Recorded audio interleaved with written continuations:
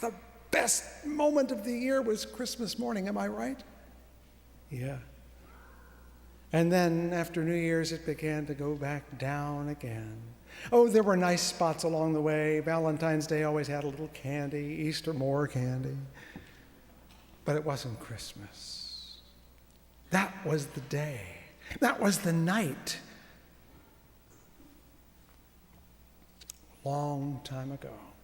So long ago that I was still maybe 6. No more than 7, probably 6. I woke up in the middle of Christmas night. You know what night I'm talking about? The one between Christmas Eve and church and Christmas morning and the presents. I woke up in the middle, and the house was all black, which meant everybody was in bed. Mom, Dad, my brother, my sister, me. We were all in bed. And you know, my parents told me very clearly that if you saw Santa, Santa would vanish and everything under the tree. So I stayed in bed, but it was snowing and sleeting, and I heard sounds, and I couldn't go back to sleep, and I was cold. I was very cold. So I took my little blanket, the one I took with me even when I wasn't in bed. Did anybody here ever have such a blanket? Yeah, mine had satin around the edges. I loved the satin part. And I crept out of my bedroom and into my parents' bedroom because I knew it would be warm in bed with them. Any parents here ever remember a child crawling into bed in the middle of the night? I'm not sure my mother remembers because she didn't say anything. She just sort of wiggled and made enough room for me. And I held on to the blanket that they had over them and my blanket too, right on the edge. And I was awake, remember. I was awake because in a little while it would be Christmas morning, but had Santa been there or not? I did not know. And I heard the snow, and then I heard a squitch, scratch sound and a rattling, squitchy sound on the roof. No kidding. And there it was again. What could that be? And I pulled the covers up over my face so I couldn't see, and then it was morning.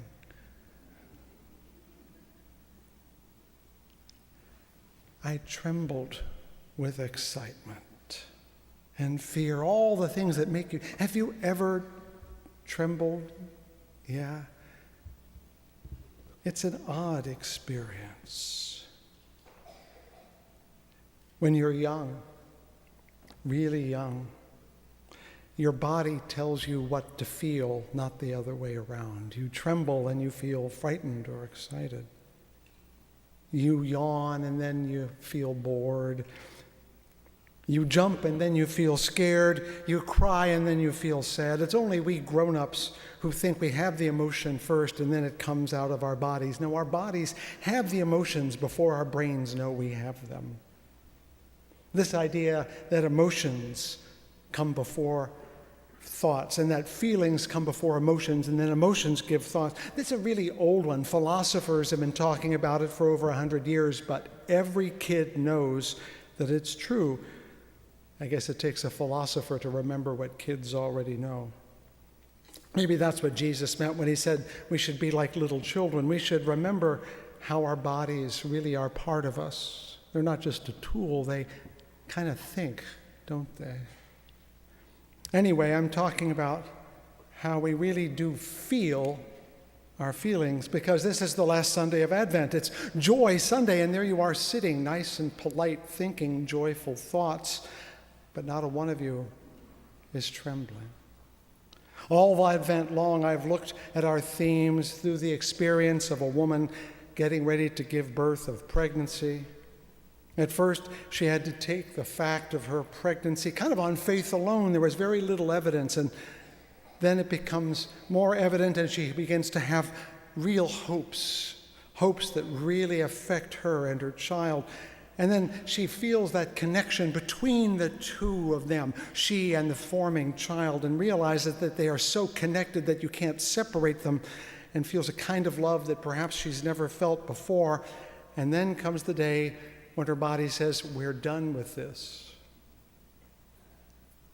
Many of these women are only too ready. I've encountered a few pregnant women at the end of their pregnancy saying, "Get this baby out of here." But the point is, it happens, and it happens in a day or so. And in that day is the most arduous day for many women physically they've ever experienced. Very, very difficult. They call it labor for a reason. But afterward, and having been present at 3 births, I know this only by being up close. Often there is afterward a joy that lives in the woman's body. Not just the joy of, boy, I got through that. There is a kind of joy so intense that it completely fills her up. Oh, science will tell us this is all about hormones and endorphins, but any real mom will tell you that at that moment, she felt more connected, more alive, more real, more complete than at any other time in her life. We men can only be slack-jawed with envy. But honestly, if we think back, we all had moments like that, but we just forgot them. Ever watch a really good belly laugh in a baby? When they laugh, all of them laughs. There's no ha ha ha ha, ha. Their fingers go all over the place and their knees twitch and they kick. Their whole person becomes involved in the laughter. Likewise, when they cry, their face screws up and their fists clench and they cry with every part of their bodies. We don't do that as grown-ups. First of all, it's undignified. Second, it means we lose control. And being in control is important if you're a grown-up. Grown-ups who lose control are considered, well, childish and infantile, and that's not what grown-ups do. But every now and then, we have a moment in adulthood when we feel so good that we're almost on the verge of wiggling. We don't. We're adults, after all. But we remember what our bodies felt like when we were that young. Can you remember? I'm sure you must. I'm talking to people well north of 10 now. When you were a kid, there were days when I don't know what was happening. You would just take a deep breath and you suddenly felt more alive, just sucking the air into your lungs. Do you remember what it felt like when suddenly it was the first genuine day of spring and your nose picked up the honeysuckle and the grass and the dandelions, and it felt like the green would rub off onto your skin if you just touched it? Yeah, you do. When did that happen to you recently? It's been a while, hasn't it? And that's why we come to church. Really. We come here so that through the glory of what we see and the beauty of what we hear, and perhaps a poetic word, a little memory awakens when we can recall being so alive as children that our whole bodies were filled up. We weren't just having an emotion, we felt it, literally felt it. I've had experiences like that. So have you, all my life. Experiences of faith and hope and love and joy. But I've also had experiences of fear and sorrow and despair. All of us have. And like you, most of them do not happen in church. Most of the real life moments like that happen out there in the world we live in. And this is important because, you see, the experiences we choose, like going to a movie or a concert or to church, they can feel good, but they're kind of safe. No matter how scary the movie is, the lights will go on. No matter how much you feel faithful and religious, you still have to go to coffee hour. We have control. What I think we really want, though, are real-life experiences. William Wordsworth, in his poem about Tintern Abbey, writes, "And I have felt a presence that disturbs me." And he meant a joyful disturbance. But that's what happens when we have real emotions. They're disturbing, aren't they? They disturb our composure. We dot our I's or we feel rage, and suddenly we're out of control.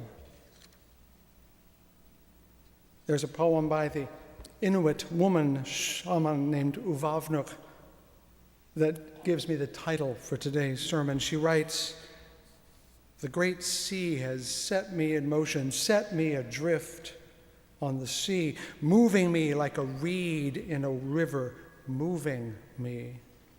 The sky and the strong wind have moved the spirit inside me till I'm carried away, trembling with joy." You want that. I want that. We want it, but we fear it too, because to be that joyful would mean looking foolish, being out of control, not being grown up. It would mean we would be babies. I've described myself from time to time as a Pentecostal, agnostic, religious liberal. And it always gets a laugh just like that. But it's also an honest assessment. Each week, I try to leave a little room in my text so that something I'm not planning can happen. In the early worship, I just stopped looking at my text altogether and just let it out. But this is a more formal space, so I'm using my words here.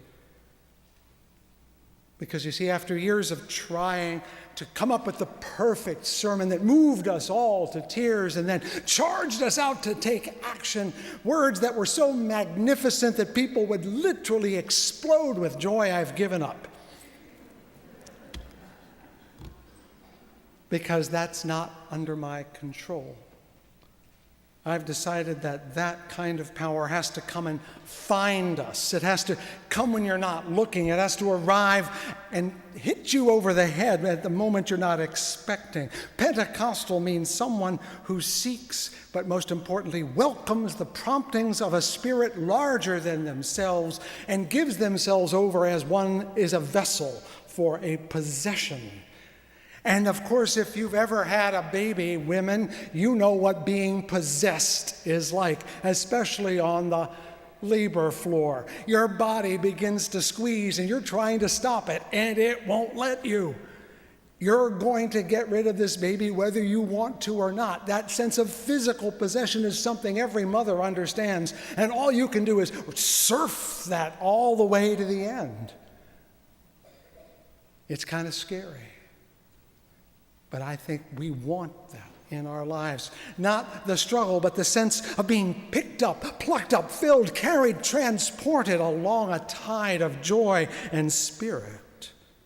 We all want our lives to be vessels for something larger than our day-to-day concerns. We want to give birth to things with our own lives. We want the world to be recreated because we're in it. And we come here and listen to the music and look at the room, and we imagine that. We remember that. And I'm here to tell you it's not going to happen here, because real creation doesn't happen on schedule. Real joy doesn't come when called.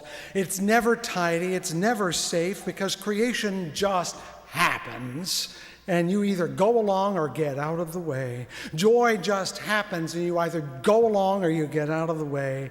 And if you're going to go along, it will demand your whole self, your whole emotion-charged, quivering body to let it happen, because that's the only way the Spirit can move through you like a good Pentecostal would.